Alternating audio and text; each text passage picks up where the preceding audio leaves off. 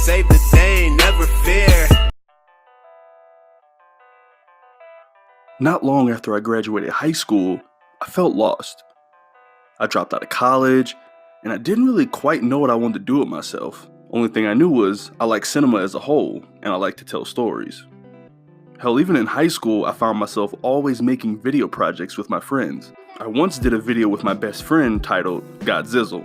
It was a Godzilla rap musical. I guess you could say it was a kaiju rapsicle.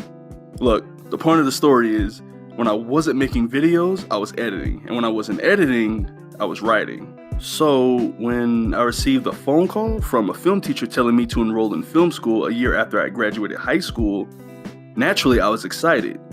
Yet, I was a tad bit upset because you'd think as I was losing myself, I would have thought at one point in time, hey, why don't I make my passion hobby into my career?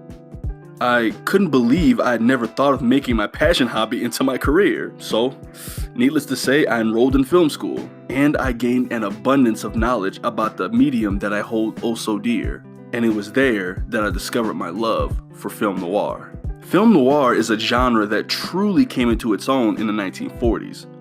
This style of filmmaking featured interesting, off-kiltered camera angles, great uses of shadows, and many bright lights. These films most definitely had a distinctive vibe, and they were a big hit. I mean, what's not to like? Film noir stories have femme fatales, hard-boiled badasses, mysteries, and usually a good plot twist or two that'll make you go, NANI?! お前はもう死んでいる. Which is probably why I love this so much. But before we can really get into that, I need to inform you guys about Telltale Games. Now, Telltale Games, for those that don't know, is a game company that was founded in 2004 by ex-LucasArts developers Dan Connors, Kevin Bruner, and Troy Mullender. They formed this company after LucasArts made the decision to stop making games in the adventure genre. Now, LucasArts is a video game publisher and licenser founded by George Lucas himself. You know, the man who's responsible for probably my favorite piece of fiction. LucasArts became pretty well known for their graphic adventure games, as well as their Star Wars games. But, back to Telltale. Telltale was a company that was created mostly to focus on engaging narrative experiences where the choices actually matter, with an emphasis on episodic storytelling. As a matter of fact, these guys are kinda responsible for popularizing the idea of games being released in single episodes until completion. Now, Telltale throughout their run released a slew of games based off intellectual properties. That in and of itself garnered moderate success, but it wasn't until the company acquired more mainstream IPs that they truly began to grow in popularity. But then, in 2012, everything changed when Telltale's The Walking Dead was released. This game was beyond a shadow of a doubt successful. It won and was nominated for numerous awards. Telltale became a household name in the gaming community, with many even praising them for revitalizing the adventure game genre.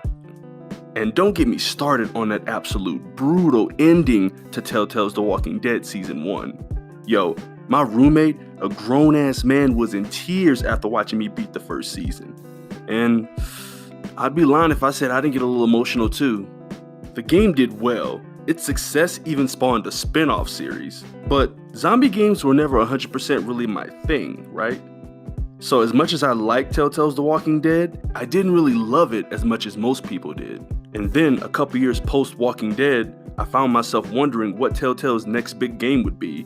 And that, ladies and gentlemen, brings us to the award-winning, fan-pleasing noir experience known as The Wolf Among Us. Look, I just gotta get a few things off my chest here. This is art. This whole opening sequence just oozes film noir. Look at that lighting, the usage of color. Look at how our main protagonist is just riding through the city, almost as if he's lurking amongst us in the shadows. And then, boom, we get that awesome title sequence. Guys, I'm telling you, I love this game. It's beyond dope. So dope. Control myself. Now that it's abundantly clear that I love this game, let's start with one of the most telling parts about any game, the protagonist. Bigby Wolf, aka the Big Bad Wolf, is the sheriff of Fabletown. Fabletown takes place in a fictional version of Manhattan. It's an enclave of sorts / safe haven for fables / mythical creatures like, say, Little Red Riding Hood, Three Little Pigs, hell, or even Beauty and the Beast. Each of these fables have a glamour which keeps them disguised and hidden from the outside world. Which is why Bigby Wolf doesn't look like, say, a wolf. This game is a pure film noir / comic book love letter. It only takes one good look at the backgrounds, the shading, to tell that. Now, like I alluded to earlier, the protagonist is always a good way to let the viewer know what kind of story he or she is in for. See, film noir stories often feature anti-heroic characters, and Bigby Wolf is just that. He has got to be easily one of the coolest main characters ever in a video game. Right up there with the likes of Sonic the Hedgehog, Kazuya, Snake, and hell, even Dante from Devil May Cry. He's also accompanied by his partner, Snow White, who sorta acts as his moral compass. Now, things get shaken up a bit in Fabletown when a shocking murder occurs. This then leads our main characters down an insane route, which ultimately ends up being an amazing ride narratively. The Wolf Among Us more than rivals The Walking Dead in certain areas, and even surpasses it. Hell, still to this day, it's still not only my favorite game Telltale Games has done, but it might be my favorite point-and-click game ever made. This game took home a buttload of awards, and I was certain that this game was destined to get a sequel. But then, on September 21st of 2018, Telltale Games announced that the follow-up game was no longer happening, and they were canceling any future projects. Needless to say, this devastated me. But in the end, I was happy because I was happy with what I gotten, and I just hope more people will give this game a try, because The Wolf Among Us is a great film noir experience. Elements of the genre can be found in even modern films, like Drive, which was probably my favorite film of 2011. It can also be found in films like Sin City, and even Quentin Tarantino's Pulp Fiction. I just love the art that goes into telling a dope-ass noir story, and I love its impact on pop culture as a whole. I love The Wolf Among Us, and I appreciate Telltale's The Walking Dead for breathing new life into an often forgotten game genre, but The Wolf Among Us is Telltale Games proving that games can be so much more. Thanks everyone for letting me chat your ear off today. I hope all you guys enjoyed your time with me today, and I hope maybe sometime in the future you guys decide to maybe even give the genre film noir more of a go if you haven't already. But until next time, this is Dez from Featuring Dez, signing out. Peace. In New York, I'm in New York. I did in my socks, running from a up, and I shoot at up. And I'm on the block. What? And I'm on the block. In New York, I'm in New York. I did in my socks. I did in my socks. Selling every rock. In New York, I'm in New York. I did in my socks. Use this every rock.